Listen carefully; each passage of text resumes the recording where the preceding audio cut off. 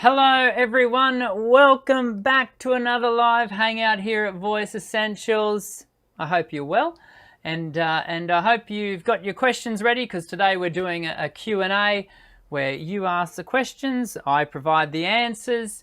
We'll get to that in a moment. We've got a few community things to announce today. First things, this is kind of not a community announcement, this is more a did you know that it is World Opera Day. I didn't know this until Linda, the wonderful Linda, who is our moderator today in the live chat. She's the moderator every day in the live chat. Linda let me know that this morning. I did not know that. And so there you go. World Opera Day. I think it's World Opera Day on the 25th of October. So if you're in the Northern Hemisphere, it's World Opera Day tomorrow.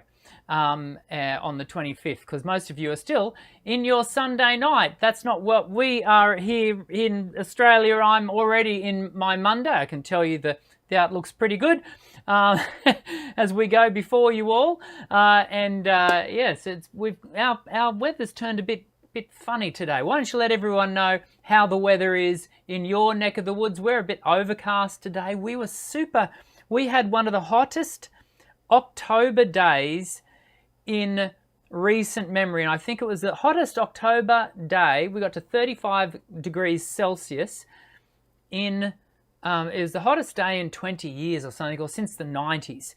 Anyway, it was hot, hot and muggy. It was a typical Brisbane summer day, but in spring. Anyway, let us all know where you're from, what the temperature, the weather is like where you are. And this is one of the ways we get to know each other, because we are a collection of people from right across the globe. Someone asked a little earlier, Team Breezy asked before in the live chat, are you all singers? Yes, Team Breezy, we are all singers. You are a singer, whether you recognize it or not. Every human being is actually a singer. It's whether you choose to, engage with your singing or not is your choice. But we are all born with the larynge and everything that we need to create sound for singing. And so yeah, that's what we do here. We do talk singing. And so what we probably could say is everyone that does watch this show is passionate about their singing. And so that's what we're going to be talking about today, as we do every Monday, 1 p.m. Australian Eastern Standard Time. And that's what we're going to get into. The community announcement is actually about Alyssa, one of my students, Alyssa. Now, Alyssa goes by, in the live chat, Alyssa goes by Alyssa Plays, I think, from memory. I'm looking, Alyssa, for your name. I saw you jump in here before. Yeah, Alyssa Plays. It's Alyssa's birthday today, so happy birthday, Alyssa. I know everyone in the live chat is going to wish you very many happy returns. I got there, and it was lovely to spend this morning with you in your lesson. I also saw one of my students, Kelly, is in the live chat, and I saw the Feel Good Index. She's I won't call the Feel Good Index a past student, because I know she's keen to get back into it. So certainly the Feel Good Index is one of my students. Let's just put it that way. Looking forward to having you come back. And of course Linda is also one of my students. And Mackenzie, I see you there in the live chat. Good to have you all. It's so good to hang out, isn't it? In a period of time where we have been, to differing standards, we've been separated due to COVID. Every Monday we get to jump in here and hang out. And in that sense, we're not separated, no matter where we are on the globe. So it's always good to do that. Now, I just wanted to let you know, I am trialing a technical thing today. Haven't we had a smooth run with the tech, as far as the live show goes? So today I'm trialing something. Linda, if you can just let me know that things are going smoothly. I am trialing something that places a little bit more load on my CPU at my end, where I'm actually recording the show. So the show goes out to live YouTube, which is what you're all watching. but I'm also recording the show onto my hard drive at the same time. Maybe to, probably not this time around, but maybe to grab short edits of parts of the show which I think might be beneficial to others. So anyway, if we get a bit glitchy, I'm sure Linda will let me know in the live doc, which is exactly where Linda puts all of your questions for our live Q&A, which is exactly what we are going to do right now.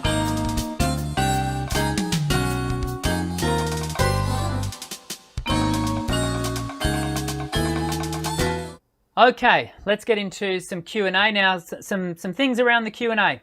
Firstly, if you absolutely must have your question answered, the way to do that is to put a super chat in. Not because that's the only way your question will get answered, because we just go through them as they're put into the live chat.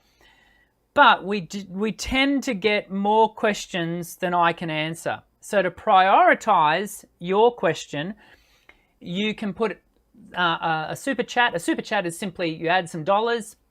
You know, just click on the dollar. I think it's a dollar sign at the bottom of your chat page. Add some dollars, and we prioritize your question, and it comes up the priority list. And we always answer your super chats. And all the proceeds of those super chats go back into the channel, because, you know, running this channel is not a cheap thing to do. So yeah, so if you must have your questions answered, that's the way to do it. We're going to get straight to Mackenzie's question. Mackenzie, actually, Mackenzie, I know from memory, I think you asked this question, was it last week or the week before, and I didn't get around to answering it. So let's answer it now. So you've asked about tonsils. Now, funnily enough, and this is no word of a lie, I have a new video that won't, but it actually doesn't come out until like mid next year. Yeah, that's how far ahead I am in my pre-record schedule.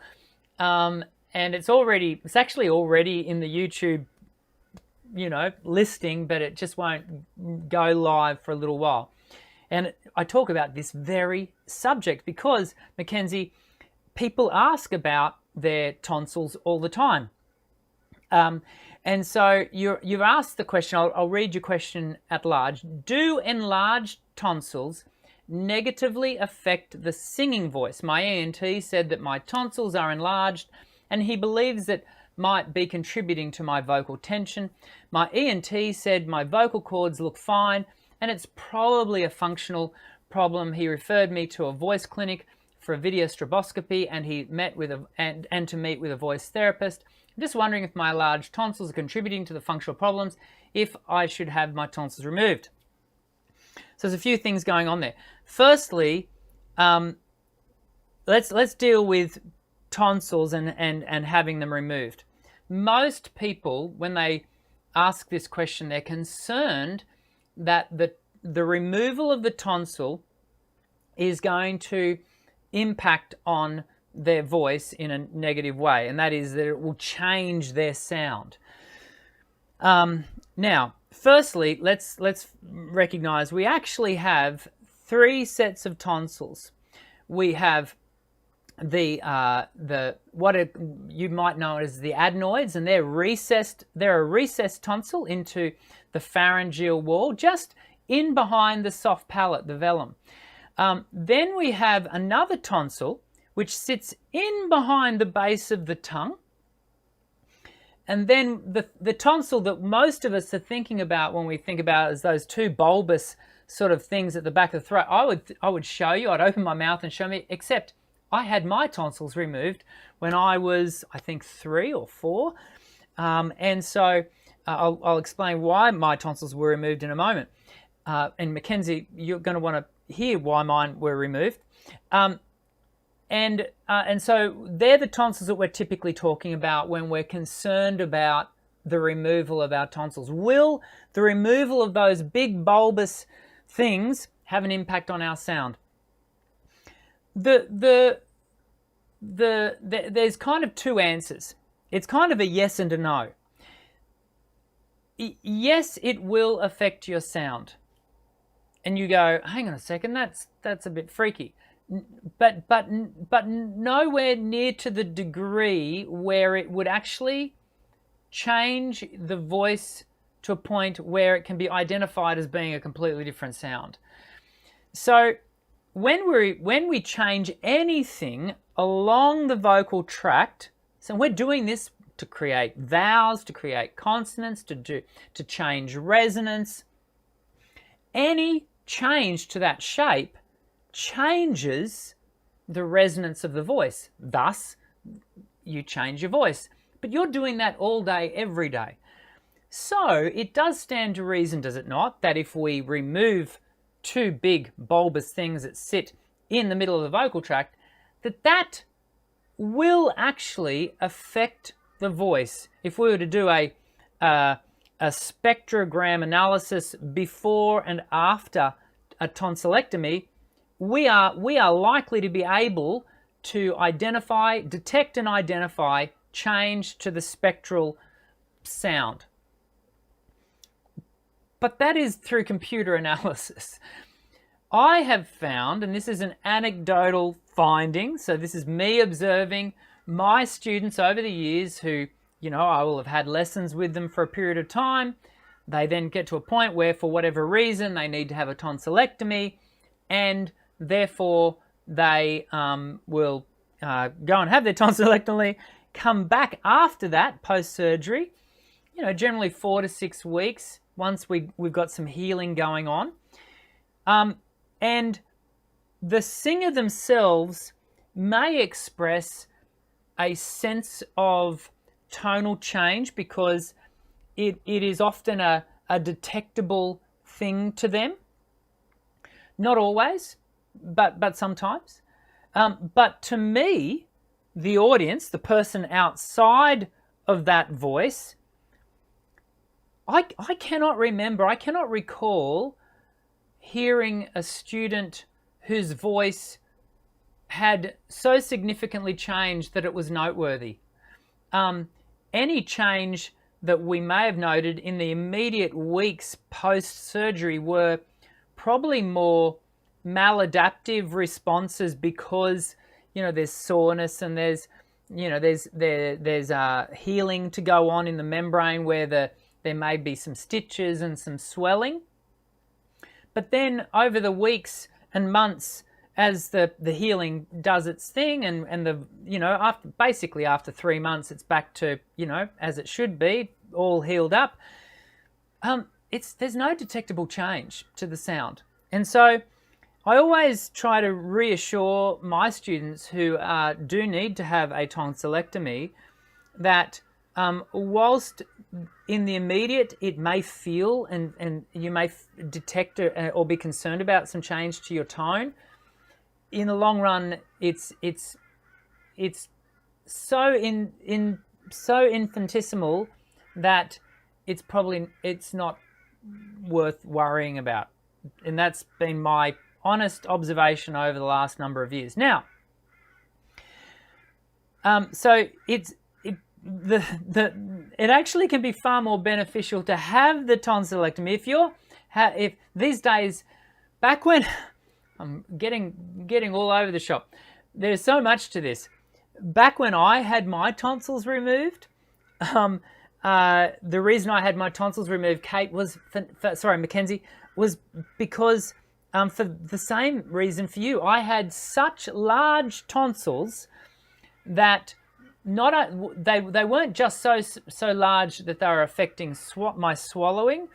They were so large they were actually pushing up against my eustachian tube, sort of a little tube that runs from just above the soft palate in near the adenoids, and runs into the middle ear. And it was actually affecting my hearing. And so to the point where I had been identified as being partially deaf. My children would probably think that the operation didn't work. They're constantly asking me if I'm deaf because I'm asking them to repeat themselves. But that's another story. So back when I was 3, it did actually make a big difference to have my tonsils removed. That's why I had my tonsils removed. Interestingly, certainly here in Australia, back in the 70s to the 80s, they were pretty quick to remove tonsils. Like, it was not an uncommon thing for a young person to have the tonsils whipped out. These days, they are far more conservative in that approach, and certainly here in Australia, that is the case. And to the point where, for an adult, typically they want to observe an adult have chronic tonsillitis for anywhere upwards of 2 years before they'd go looking to whip them out. That's certainly been what I've observed. Now, some surgeons might be far more liberal than that, but certainly the surgeons that I've come into contact are, they're wanting to see the person, the tonsillitis not resolved. Anyway, because our tonsils do play a role in our immune response and those sorts of things. For a singer to have our tonsils, you don't have to have tonsils to be a singer. Hello, but it can be far more beneficial to have your tonsils removed, because it's far more detrimental to be constantly fighting a tonsillitis, an inflammation or a plaque of the tonsil that just constantly leads to sickness, and then for you to be constantly singing while sick. I have never had a student who has needed a tonsillectomy who has regretted having that done. It's a bit of a cracker of a sore throat when you do have your tonsils removed. I'll just give you that heads up. But none of my students that have had a tonsillectomy as adults have regretted having it done. Bar none, every one of them, once all the healing has taken place and they are getting used to that slight change that they hear inside their own head. And not everyone does. Not everyone detects a change in their sound. But all of them, get 6 months post-op and go, oh, if only I could have done that sooner. Every one of them have always been, thought it was a great thing. So enlarged tonsils, and I know where I'm getting on about this but this is a big topic, and it's a topic that a lot of people are quite interested in. Mackenzie, you're asking whether it can contribute to functional problems. Yes, it can, simply because it can cause a maladaptive response. So the tonsil in and of itself is, unless it's causing a sickness, chronic tonsillitis, the tonsil in and of itself, not so much, but it might be the constant swallowing, that feeling like it's inflamed and really sitting large at the back of the throat, which then causes a heavy fatiguing load on the vocal folds. It can be, can have an impact on hearing, like it did for me, and therefore the acoustic response is greater for the person creating the sound, and therefore they wear and tear at the voice. It definitely can lead to maladaptive vocal function issues. But Mackenzie, you've been put on the right path. It's, for example, it would never be for me to determine that a student needs their tonsils removed. This is something for an ear, nose and throat doctor to determine. And then if they feel that there is some challenges there functionally, then they would, direct you to a speech pathologist, and that would be really positive for you to go and do some of that.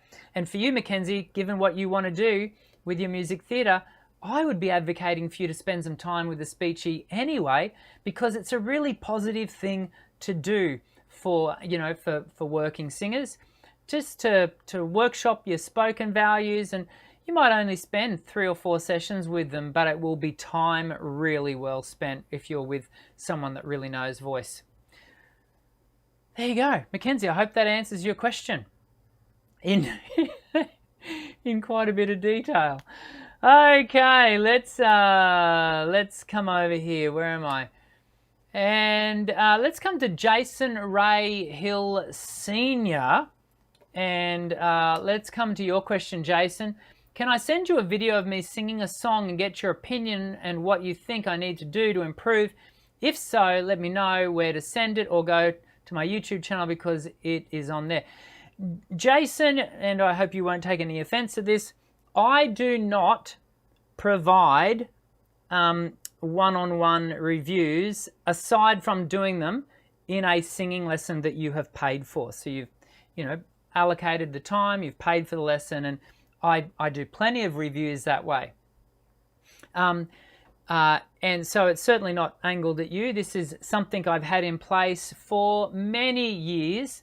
And the reason being is, Jason, I would love to say I could just give everything for free, but I just don't have time. I literally don't have the time. This is why I do these, so that we can all come together, answer a few questions for everyone, and move on with the rest of our week. The other way, there's a couple of ways for you to go about it, Jason. Firstly, consider joining our Facebook community. So it's the Voice Essentials Community Facebook group. You might like to consider joining that, and there's an automatic approval process. It's a private group, but it's an automatic approval that you must accept the admin rules to become a part of that group. And people are posting their recordings via YouTube links, like you've suggested, all the time. Occasionally, I will jump in and have a quick watch and make a quick comment. But the community as a whole, and there are a number of singing teachers that are a part of the community, will jump in, give you feedback, encouragement, affirmation. And so it's something that I'd really encourage you to do. And then apart from that, you can also consider enrolling in my online singing courses, the Voice Essentials singing courses. And if you go to click on, so this is just voiceessentials.com.au. You can see all the courses there. And if you come across to the bundle, there's a full bundle there. Now, just to let you all know, we've got the Black Friday, sort of Cyber Monday sales coming up. I'm not going to tell you how much I'm going to, because I'm still umming and ahhing as to, I've got an idea for the Black Friday sales that it'll be crazy if I do it. So it's going to be for the Pro bundle. It's going to be a crazy sale for the Pro bundle for the Black Friday sales. So if you're not already enrolled in the Voice Essentials online singing courses, this will be the time to do it. I'm just giving you a heads up, letting you know. If you're thinking of buying, you might want to just put it off for a little bit. As you know, I don't run regular sales any longer. I used to do them too often. Now I'm literally doing one sale once a year. It's the Black Friday sales. That's the time to grab a sale. So if you're interested, that's what you're going to be able to get. And of course, you get the whole kit and caboodle when you sign up to the Pro bundle. So Jason, that really is the way to go about, getting some feedback, is to join the Facebook group. Sadhia Sharif, I don't know how to use my vocal. Can you help me? And can you also help me to find my best singing voice? Well, Sharif, I'd be encouraging you to think about enrolling in the online singing courses, or you can think about jumping into my free mini course, and the links are in the description section below. 7days-to-a-bettervoice.com. Check that link out. There's actually a free course that's all there for you. And it's only a week long. It's a mini course, but it'll get you going, and it'll give you some ideas as to how to start workshopping your voice. Alexandria Dijon, I hope that's how I say it. What things are good to do and know before going or getting back into college? I am thinking of changing from vocal performance to music education, but I'm still not sure about, but right now I'm taking a break from college. Just want to be ready for when I go back to college. So what things are good to do and know before you're going to get back into the college? Alexandria, that's a hard question. This is a question that really does need to be addressed to every individual, you know, in accordance with them as specific people. Certainly it's not a generalized thing. You have to be really self-aware and reflect on what are your personal goals.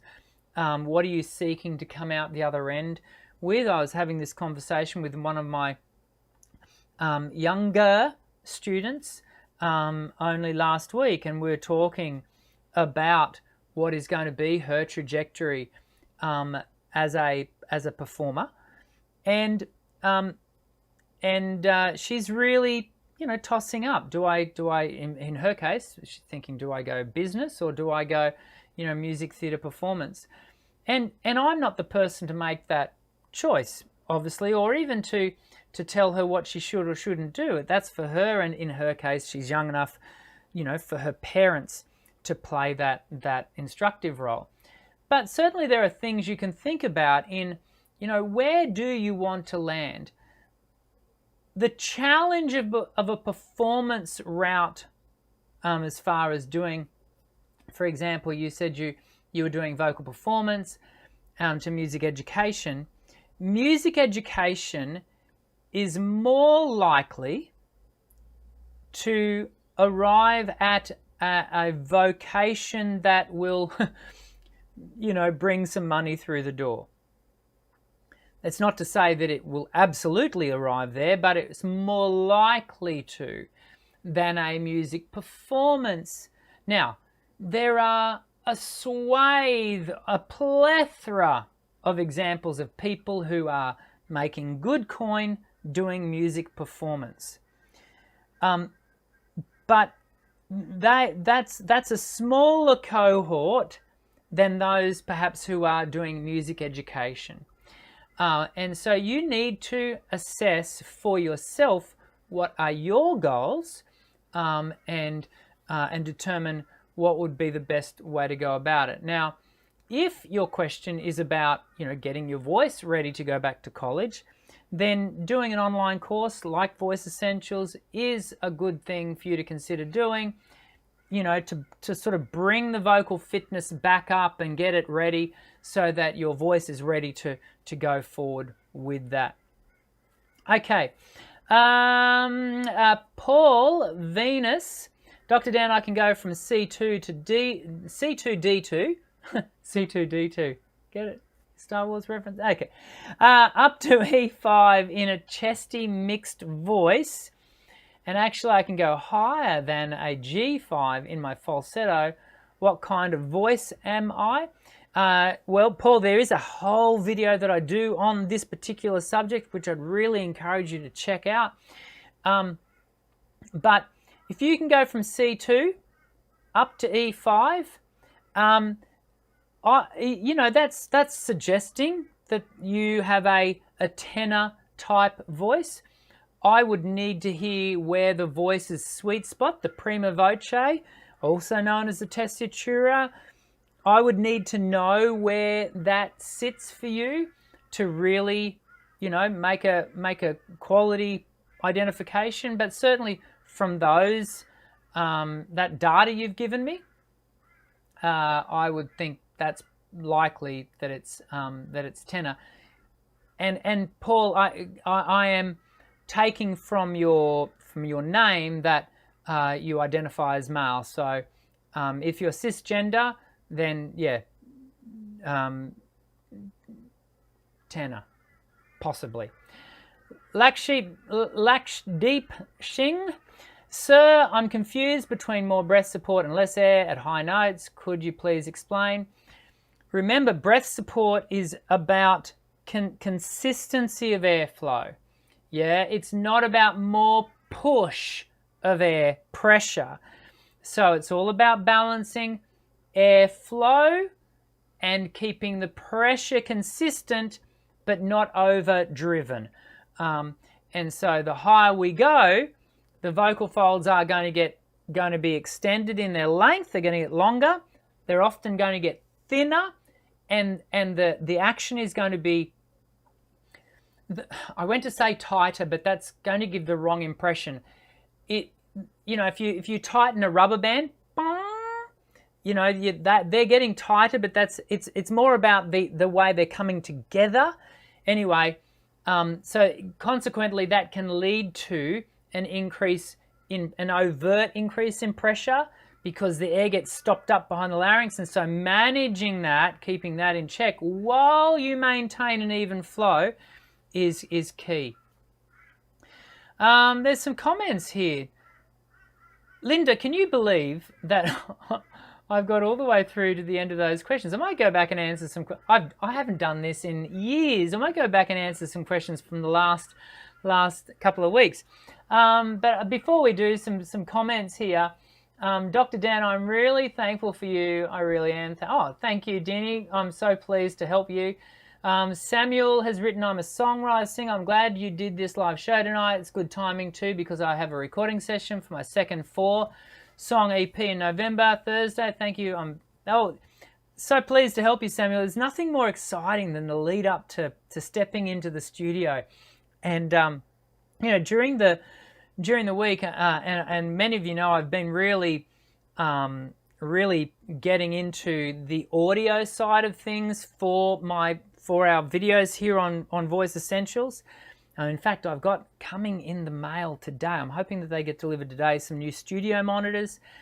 Like I said, this is an expensive thing to do. This is not a cheap thing to do. So your super chats are always gratefully received. I've been watching on YouTube in the process of learning some software, etc., watching some studios, some epic studio setups. And I was just saying to Jody, my wife, over the weekend, it really reminded me, just how much money is wrapped up in a high quality professional studio setup. The home studio environment, in many regards, democratized the recording world. It did. It took it from the 80s, where literally the only way you could record an album was to step into a multi-million-dollar facility and record yourself that way. And then we stepped into the late 90s, early 2000s, and the advent of home studios is a wonderful thing. It's still happening. But the videos I've been watching over the last weekend just remind me how important it is for us as people who are passionate about our voice, how important it is for us to not make the mistake, the error of judgment and an error of it's poor discernment, for us to expect of ourselves to sound really great when we record ourselves onto our iPhone, or record ourselves, even through, a microphone. So, for example, I've got this microphone here, right? So this is a USB, the Rode NT USB, right? And this is a cool little mic that, some people have. I know Linda's got one, and people use these sorts of mics to record, themselves for songs and what have you, and they plug it into their computer, and it's fantastic. If you are wanting to sort of start playing with some home recordings, it's a really cool thing to do. But that costs I don't know, 300 Australian, probably even less. It's a cool like it does exactly what it's made to do. But these studios that people are stepping into, you know, record, you know, I'm talking about the Adeles and the Ed Sheerans and the, you name the band that you know, and they're stepping into these studios that and some of the setups that I've been looking at over the weekend have got racks upon racks upon racks of just the most amazing equipment, you know, and they're pulling out $20,000 microphones, $300, $20,000. There is no comparison. There just can't be.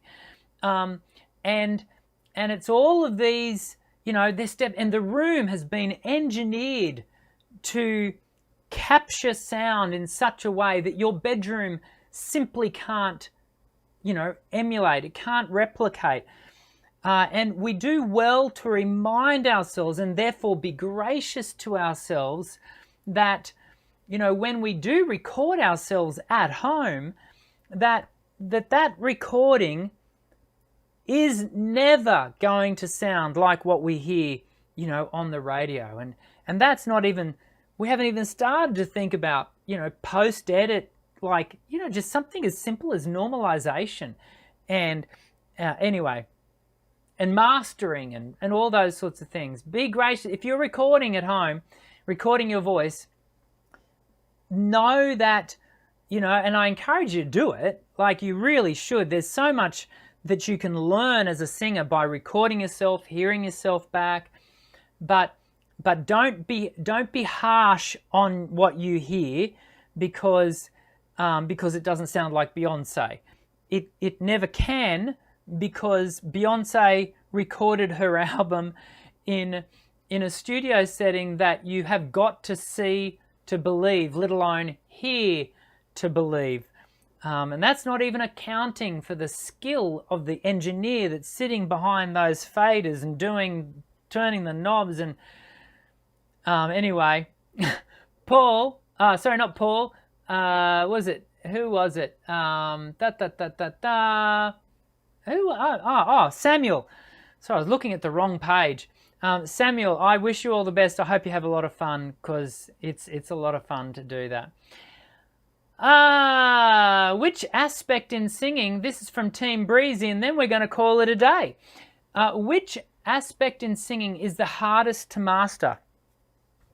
I do have an answer for that, Team Breezy, and it's not one that you might expect, but it's certainly, look, whether can you know, it's objective, isn't it? But one of the apex skills of a performing singer, someone who is singing in live performance, is the ability to project a sense of performance persona that is fully energized, that is excited, that is just, you know, really giving something to the audience, but at the same time to manage and maintain the technique in the pocket where nothing overblows, nothing is overdriven. This is really hard, like super hard, and it takes a lifetime of performance to master it. And I have had I'm not professionally performing currently, but I had a professional performance career of 25 years, and I cannot say that I mastered that aspect.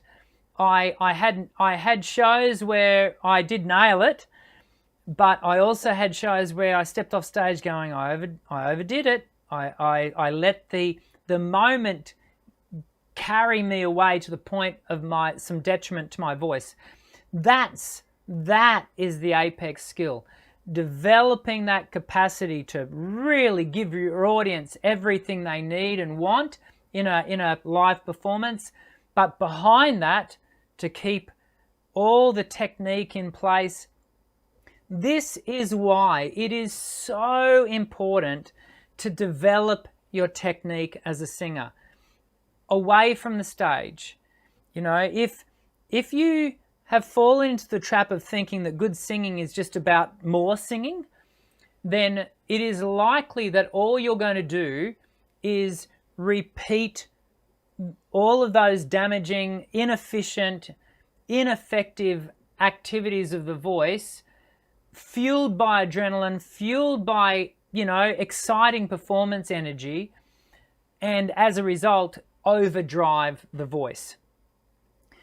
The challenge is to establish a muscle memory away from the stage and really wire the neural process so that your motor cortex behaves in a particular way that, to a certain extent, is automated, so that when you do step on the stage, everything is just sitting there and you're able to give that performance, but you're able to keep your technique in check simply because you've done all of that groundwork before. Great singing is not dissimilar to an iceberg. Your audience only ever see the top 10%, that top peak of the iceberg. Everything else is unseen. It's what sits underneath the waterline. You know, yes, the learning of the lyrics. Yes, the accuracy of pitch. Yes, the sustainable, healthy technique. That's all being, you know, laid down and embedded down in your private time away from the adoring fans. That's where the work gets done. And where we get the reward from that is when, you know, that is revealed to the public via a public performance. What a great hangout. I hope you've enjoyed. Well, I had a good time anyway. I hope you have enjoyed today, and I hope you take the time to hit the thumbs up button and share the video with anyone who you think might get something out of it. We do these live hangouts every week. Now, next week, we have got a special guest, a special friend of mine, Dr. Belinda Lemon, and she's coming on. She's going to be talking about vocal identity. And this is so important, you know, just mentioning, you know, the idea of, you know, persona and performance energy. So we're going to sort of dig a bit deeper into, so what is that persona about? What is this thing about vocal identity? We talked at the very beginning of today's show about everyone is a singer. That's because everyone is a singer, but what does it take to really develop and nurture that sense of identity? Belinda's going to be coming on next week to talk to us about that, which I'm very excited about. And then in the coming couple of weeks, sort of 3 weeks from now. Will it be 3 weeks from now? Yes, it will be. We've got Professor Brian Gill from the US. He's coming on to the show, and it's going to be an interesting show. Make sure you subscribe to the channel and hit the white bell icon if you don't want to miss out, to be let know about the show in 3 weeks, because we're going to deep dive down into the nitty gritty, the devil in the detail, around some pedagogical ideas which are going to be super helpful for you to develop your discernment around some of the things that you do and don't read and maybe confuse you online around learning to sing. That is going to be a super interesting show, so I hope you don't miss it. Of course, I do hope you'll take the opportunity to hang out with me every week, and I very much hope you have a great week this week. And we'll see you next time. Don't know what I'm doing. I've obviously run to my end. I look forward to seeing you all again next week. I'm Dr. Dan. Sing well.